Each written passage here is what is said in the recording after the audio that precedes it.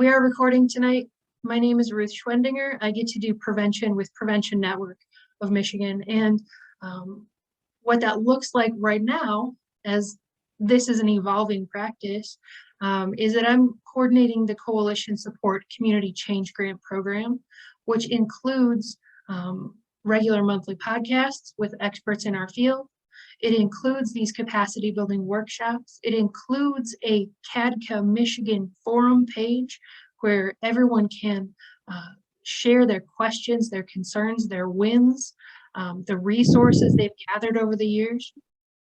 It includes, just like I said, the ongoing technical assistance that's available to people throughout Michigan who are doing the work that we're doing.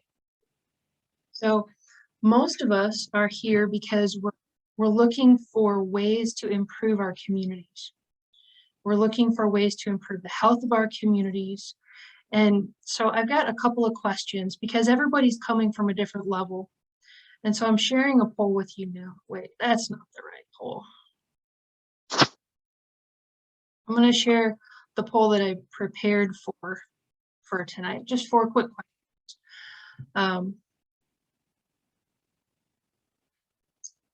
How familiar are you with the SPIF?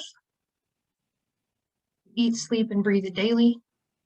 Been through the SPIF training course once or twice. I've heard it, but I couldn't really tell you what it is. Or if somebody says SPIF, do you say Gesundheit?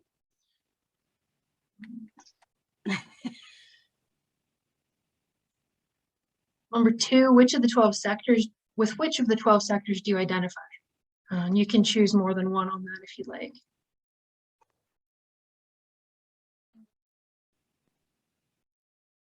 Continuing to scroll down. Continuing to scroll down. Are you familiar with the 40 developmental assets? Yes, we use them all the time. I could learn more, or no.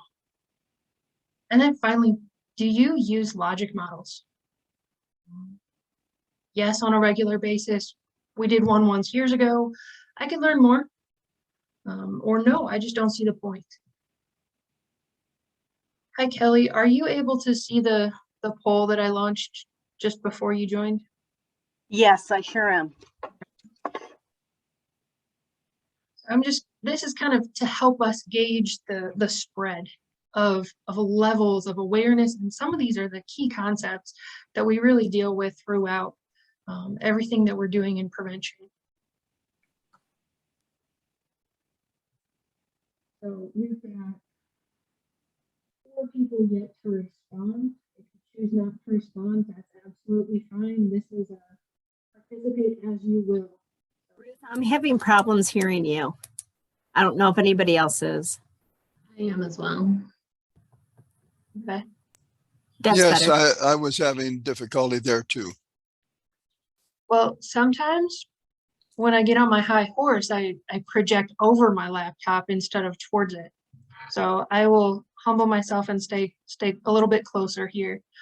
If that's an issue, let me know. I can go get a headset and start using that. So it looks like we've got some good responses here. I want to share those with you. And while we're sharing those, I would invite everybody to add their name and their email address in the chat box. We're recording this session, so I'll have those responses so I can make sure everybody receives the follow-up poll to this. So it doesn't look like anybody is intimately familiar with the SPIF, but also everybody's at least heard of it that responded. So that's an important thing to know as we go forward, because everything that we're doing needs to be built around the strategic planning or strategic prevention framework. And it's a framework just like any other. It's a outline of how we progress through logical steps to be effective in our communities. Number 2, with which of the 12 sectors do you identify? About half identify with youth, and about half identify with schools or youth serving organizations. We don't have anybody representing law enforcement agencies, and about a third are part of civic or volunteer groups, and about a third are part of healthcare professionals and the business community. So I appreciate that. We recognize that we also don't have anybody from the media, and just one from religious or fraternal organizations. So number 3, the question here is, are you familiar with the 40 developmental assets? And I don't want to spend a lot of time on this, but I do want to share that as a resource and recognize it, because that is one of the things that can and should be incorporated into our action plans. So I'm going to give those who are, yes, you incorporate it into all these action plans. I'm going to give a couple of those people the opportunity to share a little bit later on. And then number 4, do you use logic models? Yes. Okay. I am going to mute you for just a second, but feel free to interrupt me if you need to at some point, and that's totally fine. But on this last one, we have just less than half of the people on the call tonight use logic models on a regular basis. And so if you're one of those people who uses logic models on a regular basis, that's great. You can still stick around. I'm going to talk about it a little bit. I'm not going to go in depth into that at this point. We are going to do that in May with Barry Schmidt. We're going to take a deep dive into logic models because that's an important part of the strategic prevention framework. So, show of hands. I sent an email out earlier today with an attachment, and Amy, you said you got the attachment, which included the coalition sustainability plan and checklist, right?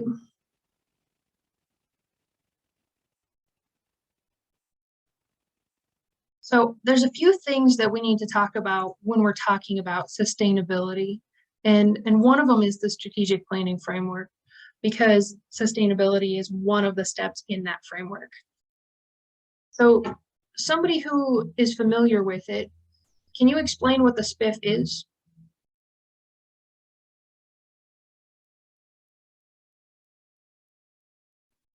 Strategic Prevention Framework. Mm-hmm. Yeah, that's what the acronym stands for, the Strategic Prevention Framework. It was designed through SAMHSA grants. And it really is a framework for us to recognize that when we're doing prevention work, when we want to be effective, instead of finding ourselves constantly in crisis response mode or doing one-time events, how are we going to do this in a strategic way that makes sense, that incorporates growth, that includes the grassroots knowledge and the different ways of knowing things within our separate communities. The steps in the strategic planning framework, and I'm going to use planning and prevention interchangeably because we're in a time of transition. So the steps in the SPIF are assessment. We need to start by understanding the lay of the land. What is it that we're trying to address? So we start with a problem statement. We figure out what is it that, based on the health model, what is it that we think we have the power to change, that we want to change in our community? So we start with that problem statement of 18 to 25-year-olds are dying in car crashes because of binge drinking, as a result of binge drinking, and we can track that with specific data. That's a very, very specific problem. And oftentimes when we're looking at prevention and logic models, we're looking at a very specific problem. And when we're doing coalition work and we're doing capacity building at a coalition level, we're looking at moving things on a spectrum in small ways. Oftentimes we don't see those big changes because we're not at a coalition level. We're not often looking at individual interventions. We're looking at community level interventions. So it needs to start with, we need to start with that problem statement, with understanding our purpose, with understanding what our current focus is, and recognize that over time that focus is going to change. The next step in the strategic planning or prevention framework is capacity building. And when we're talking about capacity building, and I've shared this a few times, we're talking about the ability of individual groups to make a difference. So I'm going to share my screen here for just a moment.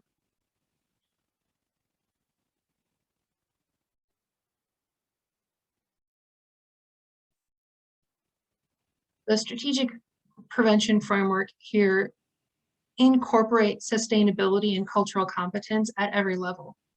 When we're talking about capacity building, we need to recognize our individual level of capacity, which would be knowledge, skills, and abilities.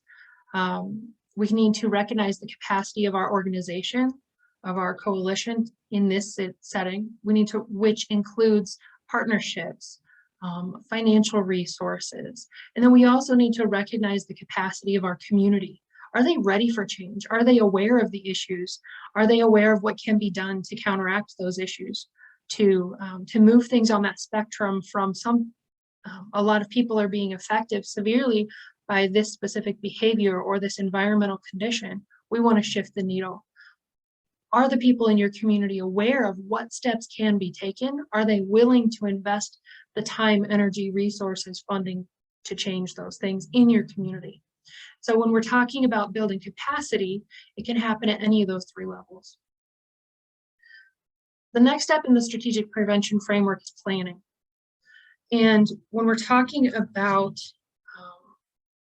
sustainability, planning, it really takes an important step, because when we're using strategic planning, it's more than just setting out with a calendar at the beginning of the year and saying, okay, these months we're going to do these things. It's more of identifying an overall goal, breaking that down into objective steps that we can take with a clear timeline, clear measurable outcomes. Like, we're going to reduce the self-reported binge drinking rate for 18 to 25-year-olds by 12% by 2023, right? So that would be a goal. Strategic planning includes the steps in which we're going to take to make an effective change in our community. So we're recognizing that we have a goal, we have objectives. From there, we identify our action plan, and we implement a logic model. So those people who have done logic models in the past, now is your time to stand out, earn your gold stars for the night. Who would like to share a little bit about what logic models are, so that I'm not just talking all night?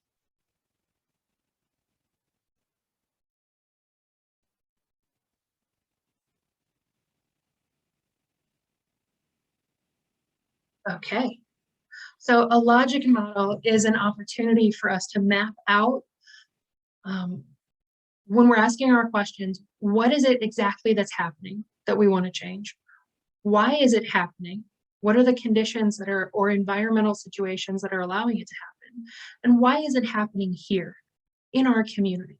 What are the local conditions that contribute to that issue or that condition? So why is it happening? Why is it, what's happening? Why is it happening? Why is it happening here? And through that process, we're also going to be asking very specific questions of, is it affecting certain population groups more than others? Is it happening at different times of the year? Is it associated with certain events? And really understand in that context, what are the different cultural aspects that may be impacting it, if any? Maybe there's not. Maybe it's consistent across all demographics. So when we're doing that, that's part of our assessment, is building in the data that we've collected through the assessment into our planning. So our logic model starts and ends with data. The information that we've collected about what's happening in our community, that's local, that's relevant, that's specific, that we can repeat. So if we're looking for MiFi data on, 11th grade belief on social norms of the percentage of their students who vape, that's something that we can measure from 1 year to 2 years from now. Paige, you have your hand up. Logic models also have, so I see you, I'll get to you in just a moment. Logic models also have short, long, immediate, and long-term outcomes that we measure. So I don't want to give you a tutorial on logic models. Like I said, we're going to go into that at a later date. But just to understand where we're getting to when we're talking about sustainability planning. Because when we're talking about sustainability, we have to choose which of the things that we've implemented to sustain. And so sustainability is something we consider all along the way, but when it comes to choosing which programs and interventions and policies and practices we want to sustain, we have to have been through the rest of this process, or we're not being effective. So we have to use the strategic prevention framework if we're going to be effective at prevention at all of these different levels. So, and it's not the only model, but we do need to do it in a strategic way. Paige, what were you going to say? I have a feeling my question will be answered in May. It was just about, you talked about data, and so I'm sure it'll be answered then. It can wait. I'm going to share a couple of resources, which are a little bit outdated, and I'm going to work with people to update, but they're a lot better than nothing for right now. There is a huge need in our current Michigan prevention workforce to learn about evaluation, to learn about community assessments. And so working with a couple of different people to identify those who can work with us at our local level to do some of those community assessments and to do the program evaluations and things like that that we really don't have the capacity for right now. That answers. Thank you. So once we get to a point where we have a plan, we know we've selected certain interventions that are evidence-based or logic-driven, that are proven to impact the things that we're looking to change, right? We're looking for ways to measure what we're going to change. We've identified specific tools or resources or policies or practices that have been proven to impact those things that we're measuring, that we're trying to shift the spectrum on. And then we're going to implement those things, and then we will do continuous evaluation while we're implementing those processes. The evaluation is what's going to lead us back into assessment. So we're looking at the assessment after we've done evaluation, and this is a continuous process. Sustainability happens throughout, and we talked last time about sustainability of human resources in a slightly different perspective. So because relationships and people are the most important thing in prevention. It's not about outcomes, it's not about programs, it's not about funding, it's about people.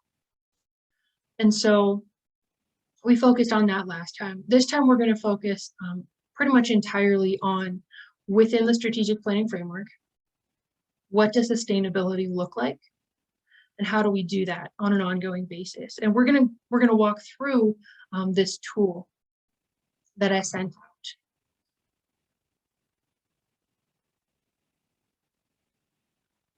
So for Paige and everyone else, I'm sharing in the chat box. Trying to share in the chat box. The Improving My Practices website link. So Improving My Practices was designed specifically for Michigan prevention workforce for our behavioral health field. There are modules in there. There are 5 training modules that focus on the SPIF. I highly recommend the first 3. For anybody who's looking for MCBAP continuing education credits, they are 5.5 hours of continuing education credits in those 3 modules. Highly recommend it.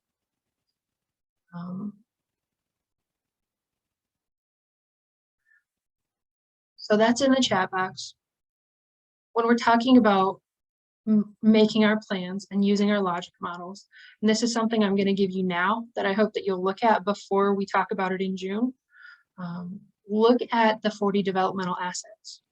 When we're talking about ways in which we can impact change in our communities, with over half of you focused on youth and school-based programs and youth serving organizations, we need to be aware of the 40 developmental assets, which I'm going to give somebody an opportunity to share with if they would like.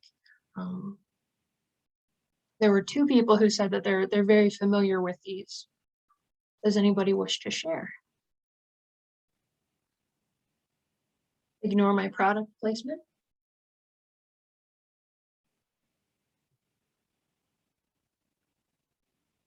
Amy, you have your hand up. It's okay to just shout things out too. I'm not a formal person. Okay. So I am at the state level now, but I worked in local public health for 30 years, and we would use the asset. We would do our community scan and look at where there were gaps. And then we would look at assets and then try to schedule in the different 40 developmental assets into our programming to try to, bump up where our community was extra low in certain area, if we were really having problems in our community. And then also where there was an easy win, if there was a community, and little things like clubs and just feelings of belonging are really important. Yeah, and the MyFi measures some things like feelings of belonging, parental support, supervision, things like that.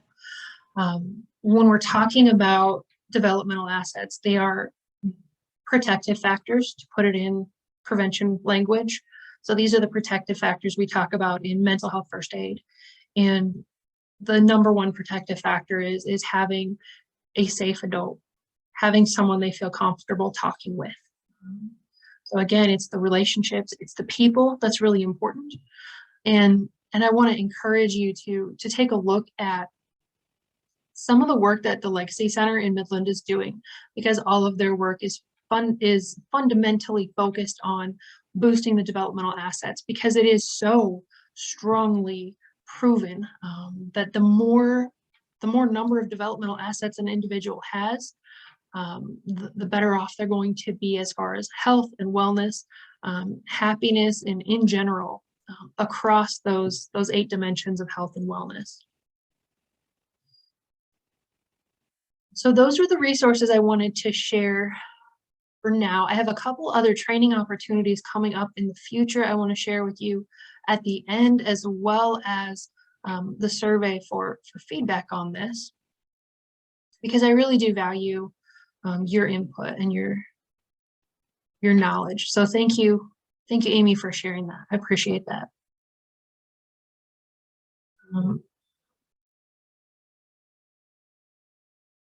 So I need to share a brief overview of the CSAP strategies. Just another show of hands, and you can do this with the emojis or on camera. How many of you are a current C3 grantee? So in the Coalition Support Community Change Program, if you're a grantee, would you raise your hand?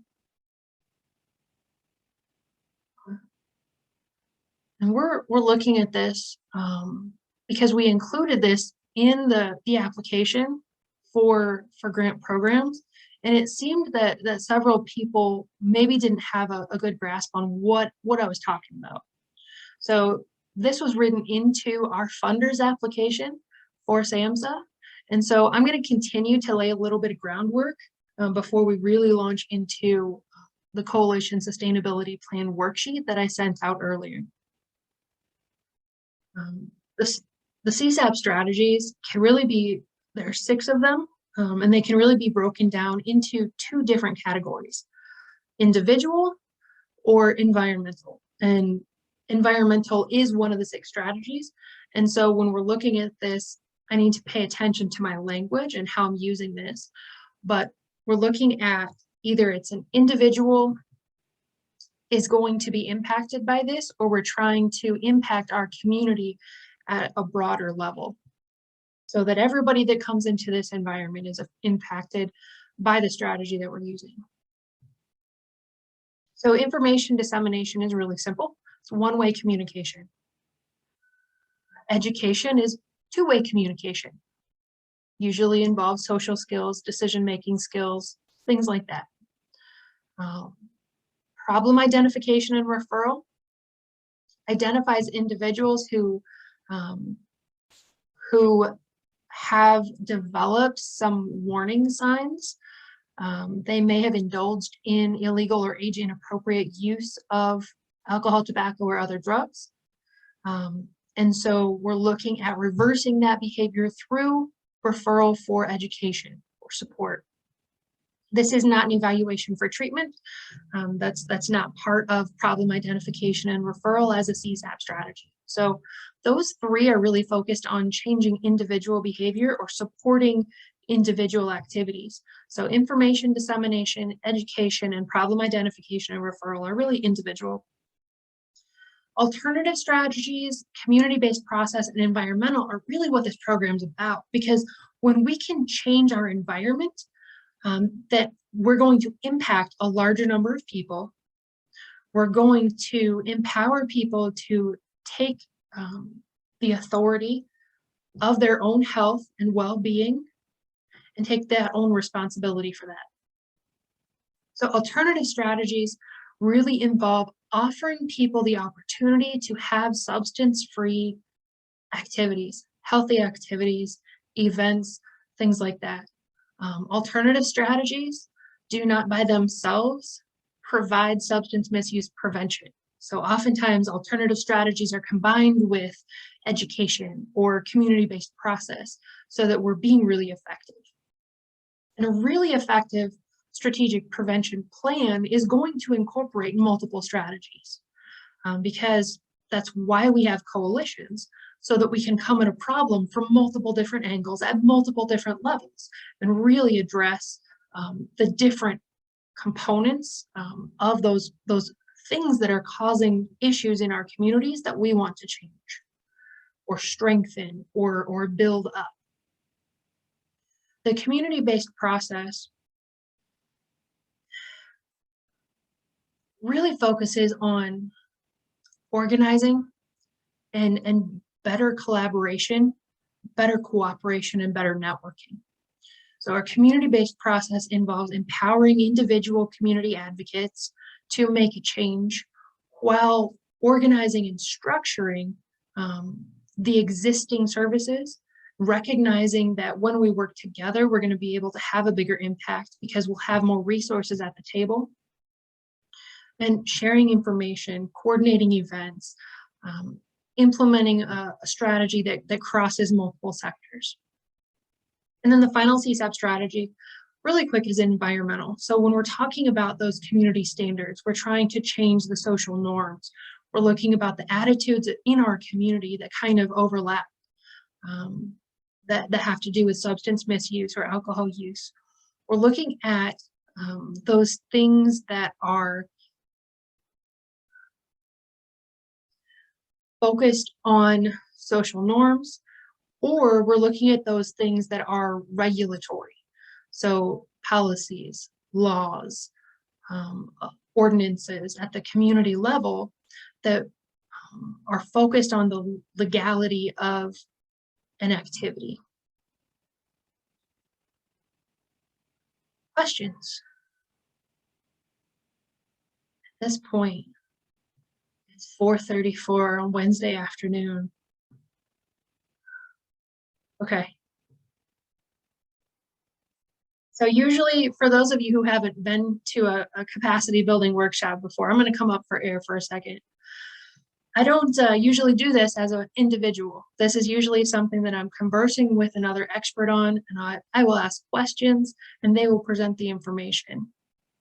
It's spring break week, and so next week is spring break week for some people as well. So this time I'm on my own. So if you want to participate a little bit more, that would be appreciated.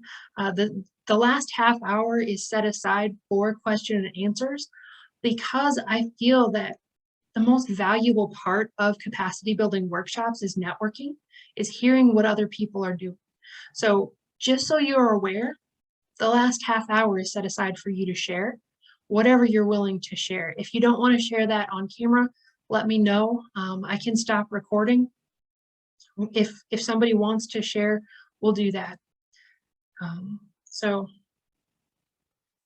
Back to sustainability plan and checklist. Before we really get into that, though, we need to know when should we use a sustainability plan? When is it appropriate? Under what circumstances? And so there's a few things we need to do. We need to have been through the strategic planning framework so that we have the assessment, we have the evaluation of what we've done in the past, so we know what's been effective and what's not. Because the first step in choosing where we start with a sustainability plan is to identify what's been effective that we've implemented in the past. What's been the most effective thing? The next step is to consider within our sustainability plan 3 things: the effectiveness of the intervention, our internal capacity, and the level of community support. I'm going to say that one more time because I didn't make a slide for it. We need to consider 3 things: the effectiveness of the intervention, our internal capacity, and the level of community support. So we want to choose an activity or an intervention to build a sustainability plan around for those that we've measured effectiveness, that we have the internal capacity,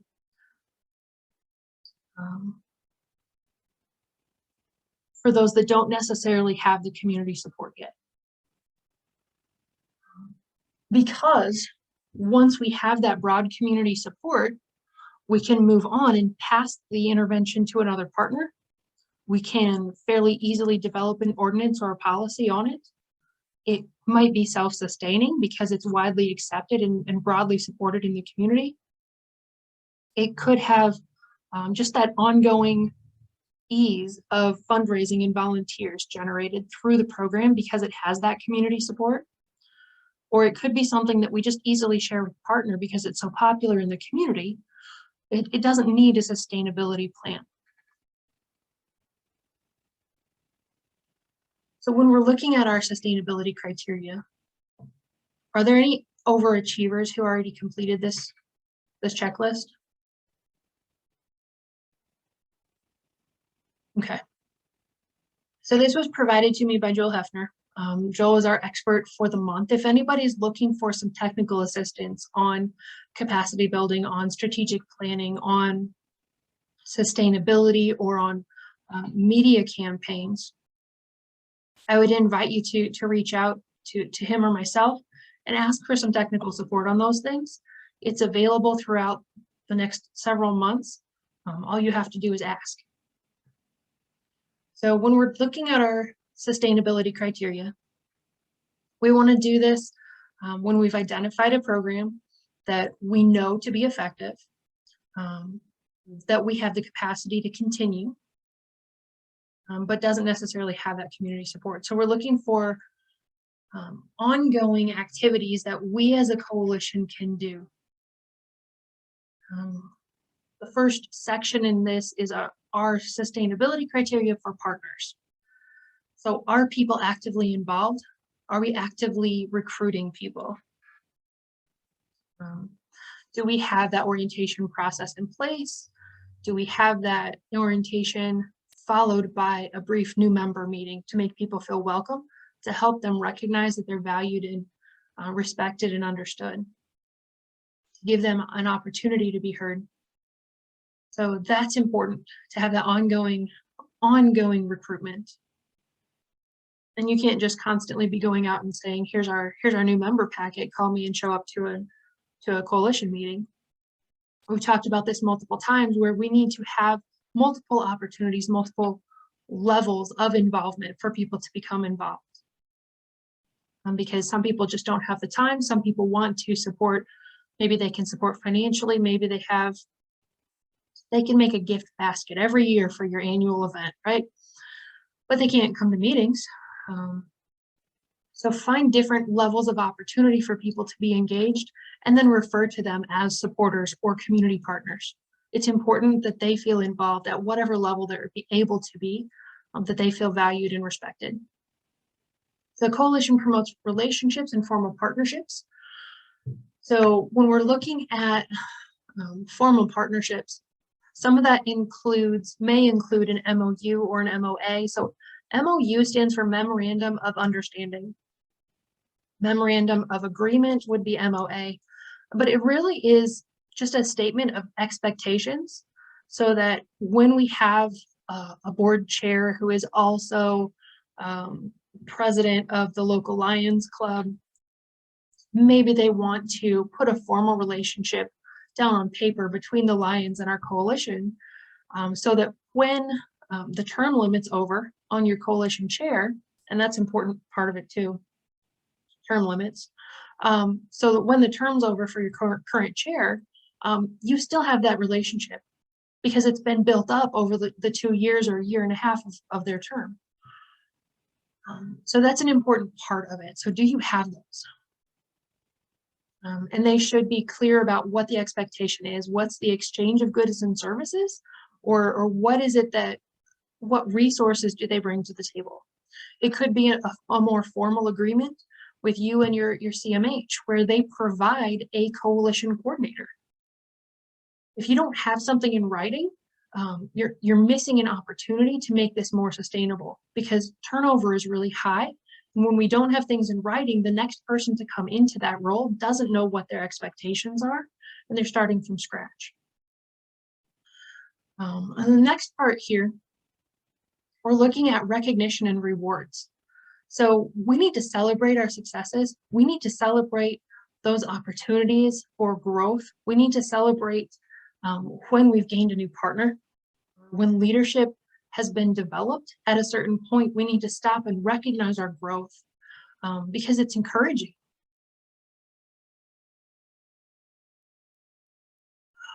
I'm looking at a whole bunch of faces with just pictures up. And Bill, I'm going to stop and ask for a little bit of feedback because I know you're on camera. How is it going so far? How are we doing? Bill Amundsen. I have to remember to take off the mute here. Thank you. Just a lot of brand new stuff for me, and we're going through it fast. I'm gonna have to, and I'm trying to take as many notes as I can, but I'm working hard. Yeah. Okay. Is this stuff that you think you're going to use? I think part of it we will use. Our agency is a statewide agency, so we have some differences there, but you know, we have a whole lot of things that we can do with this too. Well, in the first 20 minutes or so, I was really laying the foundation because we need to have some foundational understanding before we can talk about what it is that we're trying to sustain, right? Yeah, I'm not criticizing it. I'm saying it's just a whole lot for me to absorb at once, but you know, we need to do it. So, Okay. Yeah. And I'm grateful that it is being recorded and we can point some other persons on the board in this direction also to take a look at this. Okay. Thank you. Thank you for that feedback. Angela, you're usually willing to share. I don't think I know you personally, but I've been on several webinars with you. What am I missing at this point? Do we have questions? Are there things I've skipped? I don't think so. You know, oftentimes what I notice is there's a lot of new people that are in the field, and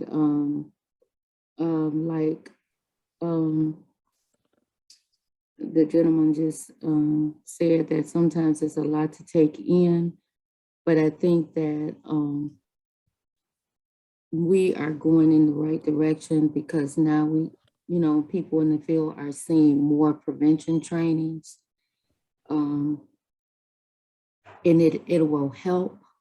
with the newcomers in the field, because a lot of times, even at conferences, you see more treatment-based workshops and things like that. So I think that even here, looking at this document, for me, it helps.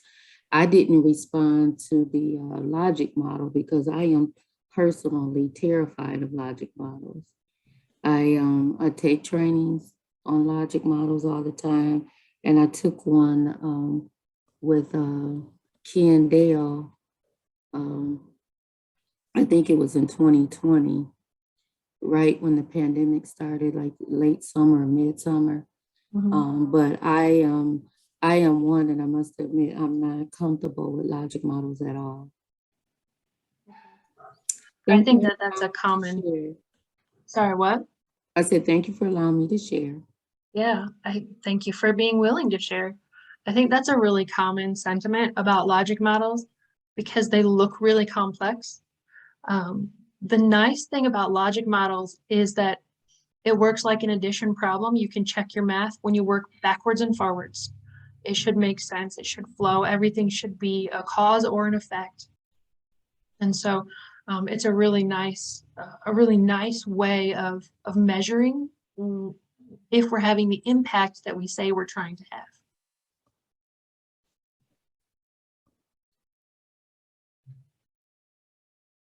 Sorry, ignore my product placement there again. I've had several meetings today. My throat's a little scratchy. Ruth, in your opinion, what do you think? Because you probably had, different audiences. What do you think most people, what do you find most preventionists struggle with? It's so widespread. I think that there are some common things that happen when we don't use the strategic planning framework, when we don't do like annual reports and things like that. I think that from my perspective, and I'm fairly new to my role, from my perspective, the thing that we struggle with as a workforce beyond professional development is just connectivity. I think that we lack that current network, that current support system for knowing that, hey, this training's coming up. Are you going? Did you sign up for it yet? Or, hey, there's this new resource that just came out. Did you get that? I think it'd be great for your library folks to put out to the library. Or just, I can't get so-and-so to the table. I've been asking over and over. They're letting us go into the jails, but they won't let the probation parole officer come to the meetings.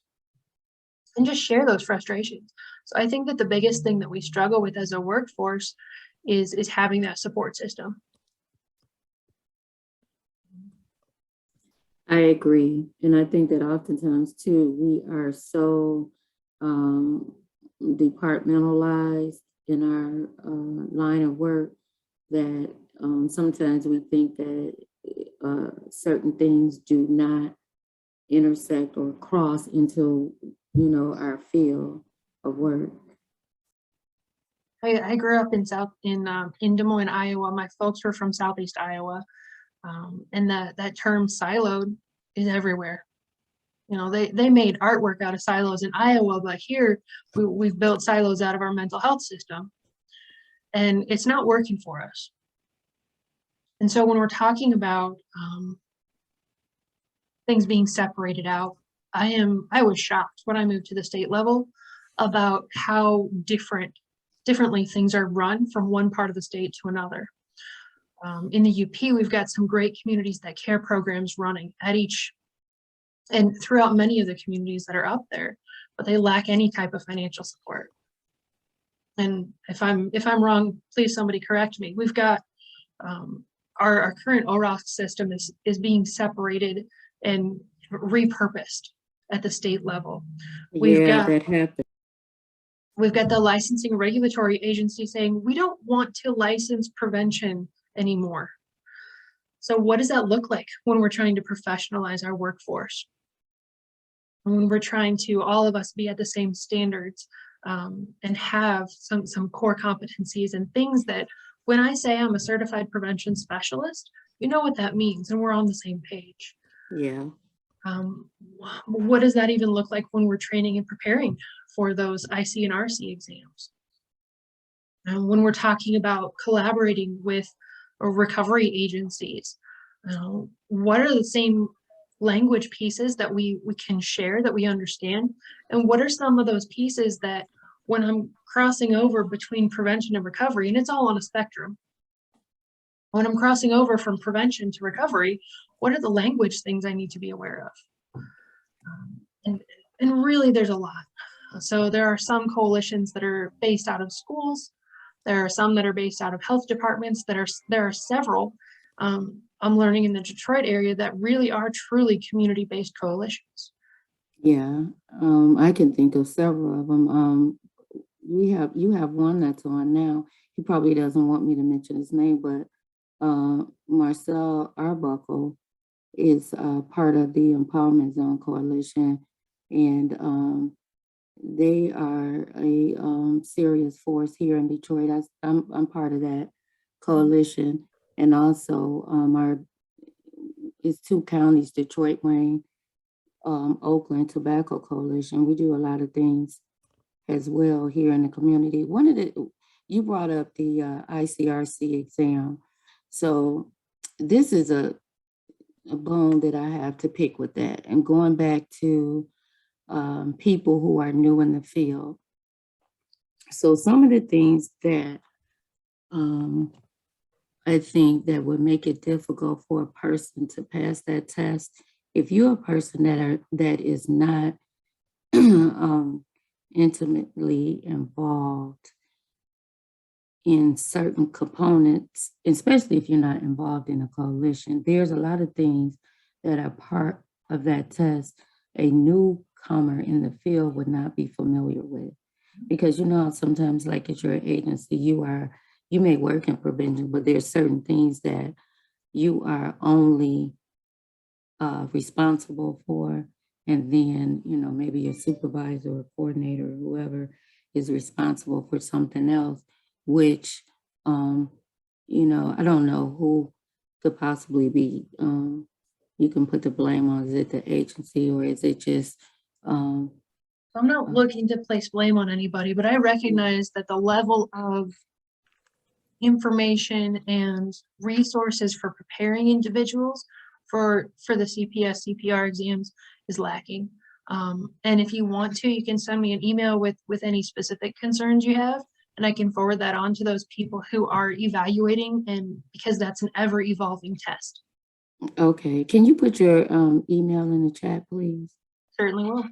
Not at the moment, though. I'm going to get back on track here. I appreciate that conversation, because I think it speaks to the discrepancies that we're dealing with and the importance of using a strategic plan and strategic framework. Because when, as you said, you sometimes have a supervisor who does one part of it. You sometimes have a prevention specialist who does another part. You have the school interventionist who does another part, and nobody really understands the big picture. And for me, I'm a big picture person. And so it's important for us to understand why we're doing the things we're doing. Otherwise, we get burnt out. We get to a point where it doesn't seem to matter, and we start cutting corners. And that's not okay, because that really impacts the outcomes if there is a bigger picture, if there is a big plan in place. And so for me, it's important that everybody involved has a basic understanding of the SPIF, of what our goals are as an agency, as an organization, as a community-based group. What is our main goal? Why are we here? What is our purpose? And then for those who want to know more, they can break down what are our objectives in order to reach that goal. What are the steps we are actively taking to see a change in those numbers, to see a change in those behaviors, and those treatment numbers and the arrest numbers and everything, right? So when we're looking at that, it's important to me that everybody has a basic understanding of the SPIF and how they fit into the big picture, because that helps us with that connectivity, with our understanding of how we fit into the big picture, helps us understand that we're valued, we're important, we're part of a bigger something. And that's what we need to offer the people in our communities. So when we're talking about a transparent and considerate community planning process, a lot of this filters through our cultural competency filters. So whenever we're doing planning, whenever we're doing assessments, whenever we're doing evaluation, or whenever we are presenting the results of our evaluation to our community members, we need to do that with an understanding of and with an education of the current cultural context. So there are certain words and languages and images and colors that resonate with other people based on shared geographic location and things like that. So we can make sure that we're involving our community members at each of those steps in the process. So when we're looking at being transparent and making sure it's a community-based process, I don't mean that you're contracting with the health department to do your community assessment. I mean, you are training volunteers to go out and do key informant interviews, people with experience who know the community, they know who to talk to, that you're training your parents in order to operate focus groups, that you're working with your young people to come up with questions to include in those focus group discussions. When we're talking about training people to implement a community survey and how to follow up on that without imposing their own personal views and experience. Use your coalition, use your community members at every step in the process because it builds ownership, because they know things that you frankly don't know. So it really needs to be a community-based process in order to be effective. So your coalition coordinators, your prevention staff, you need to have an understanding of the bigger picture. You don't have to do all the work yourselves. Some of the things that you as a coalition coordinator or an organization program lead, your responsibilities do fall here within these 5 key products and deliverables. So you are to lead the process. You're to make sure that people have the basic training they need within the strategic planning framework. You can help them connect with evaluators and consultants and epidemiological staff who can interpret the data for us if necessary. Quick side note, if you are working on a community assessment or evaluation and you would like to be included in that grouping of people that is connected with evaluators or epidemiological staff, just put something in the chat box right now that says me or us or something like that if you want to be connected with those resources, and I'll make sure you're added to that list of people that's connected with a professional evaluator or a professional epidemiologist. And you can take it from there. I'll just make the connection. You can figure out next steps at that point. But I recognize that's a big gaping hole in our current workforce for most people. But your job as a coalition lead is to really make sure that these things are completed on a regular basis. The needs assessment, the strengths assessment, here it's referred to as the resources. And both of those are part of your community assessment, right? We recognize more than just the demographics. We recognize the needs and the strengths in our communities in an effective needs assessment. From that, you build the strategic plan. Your strategic plan is the big picture, goals, and objectives. From there, you break it down. Each of your objectives has an action or an implementation plan. The action plan is where you would use that logic model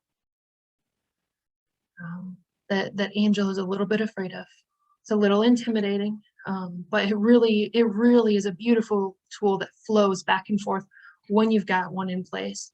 And you know Barry pretty well, Angela. I think we'll work you through that one if you're still willing to engage with us at that point. And then the year-end outcome and evaluation report.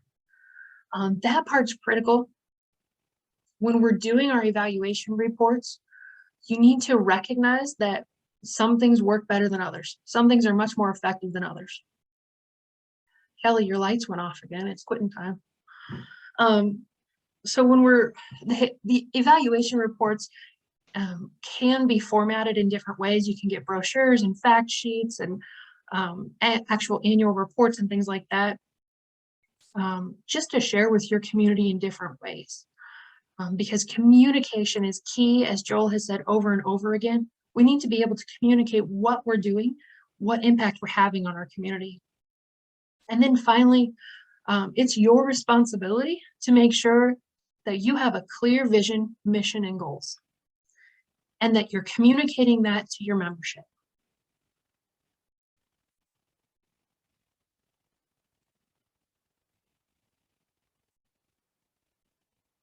So the next step I want to talk about here is recognizing if we're connected to our community problems, if we're actually aware of what's going on in our communities.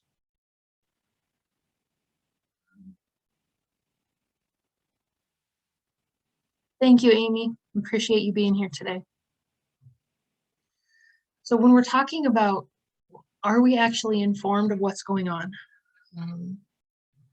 We need to have those connections. One of the things one of the steps that we took when I was leading a coalition, we started each meeting with a reminder of why we're here, what everybody's motivation is for being there. And then we looked at what new things are happening in our community that are related to our problem areas, what currently is happening with mental health, substance use, suicide prevention. What trends are we seeing, or what immediate things are happening in the news that our community might be worked up about, that we might be able to build some of that momentum on. And I recognize that several of our communities are experiencing higher than previous rates of suicide, that we're experiencing a significant increase in heroin overdose deaths. And so I want to encourage you again to recognize that we're human and we're struggling with different things at different times. You don't have to always have all the answers. So as a coalition lead, it's okay to take a step back. And oftentimes that's when you will identify a future leader. So you take a step back, you say, wow, that's an issue. What are we going to do about that? And just listen. Oftentimes listening is overrated. I'm an impatient person. I know that. I'm frequently over-caffeinated. I have issues. But one of the things that we can do better at, I personally can do better at, is listening. So do we have our current sustainability? Do we have an ongoing source of information about what's actively happening in our community? Do we have a process in place?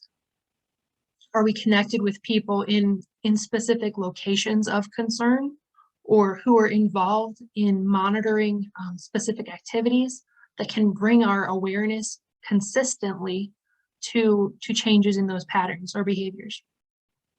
So again, that's about a formalized arrangement, about that structure in place. And it could be a memorandum of understanding with a police department or probation officers, people who are often there with first responders. And then the next level on this box is just a community awareness of who you are and what you're doing. Do you constantly promote your partners at events? Do they constantly promote you?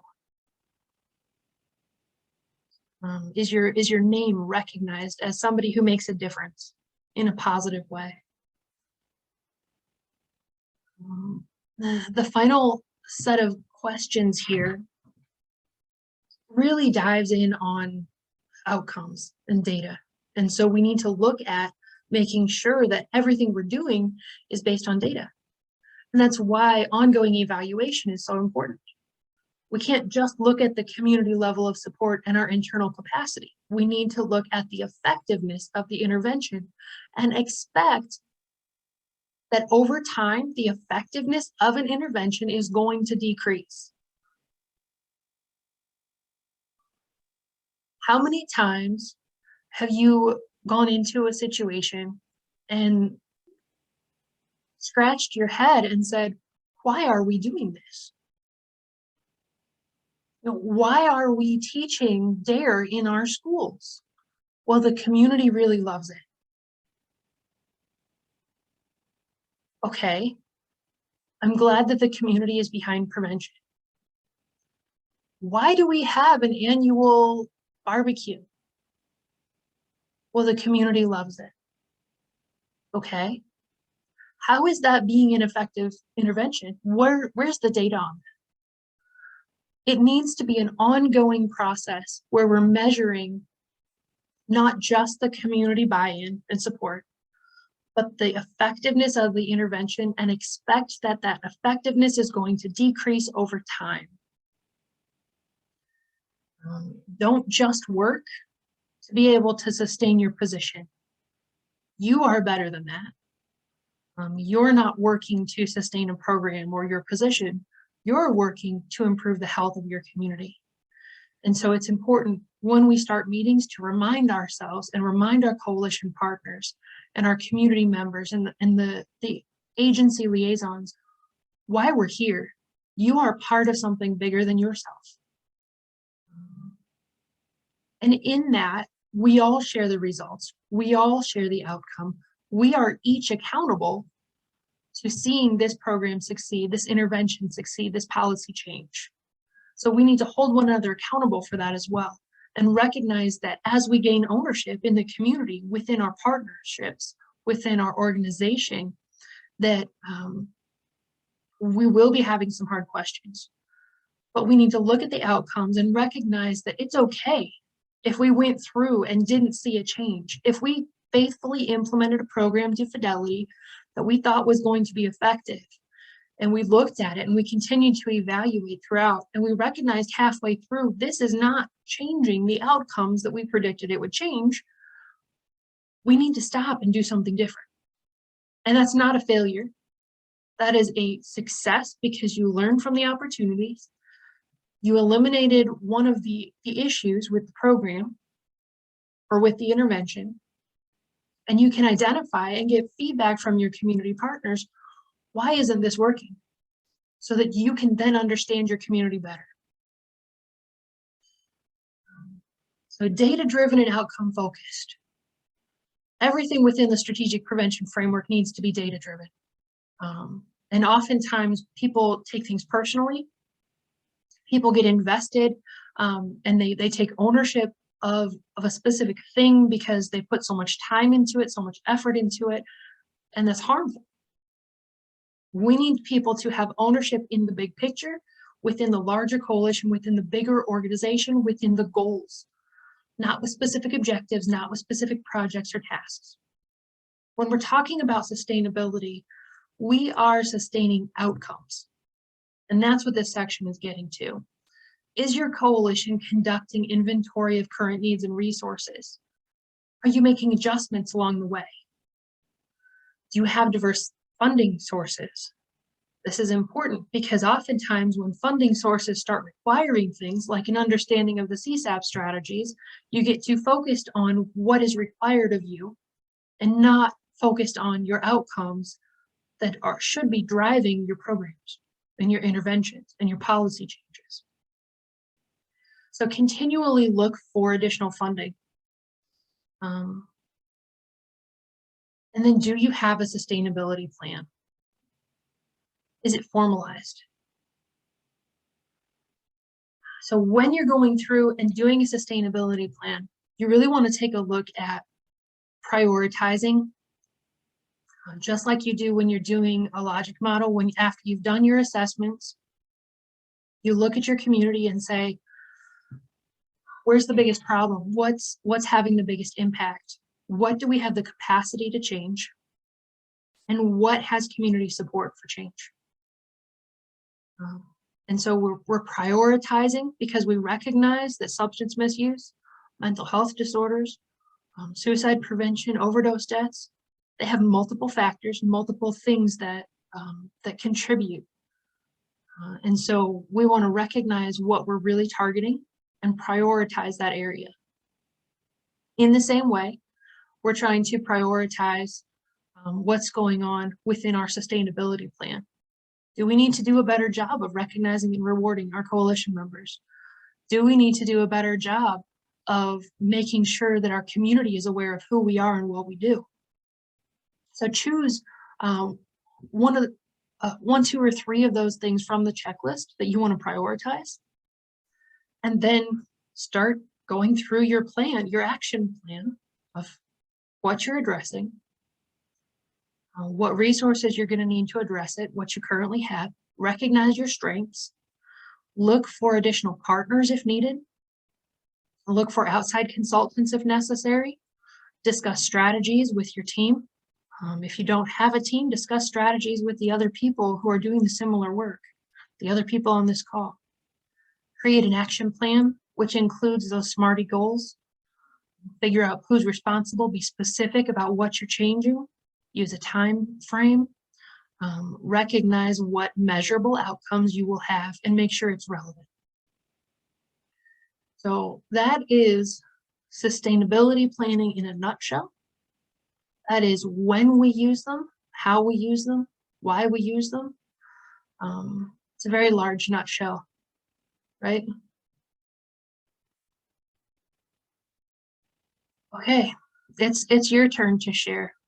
What's been your experience so far with, the strategic planning framework or with coalition sustainability? What challenges are you facing in your communities about sustainability?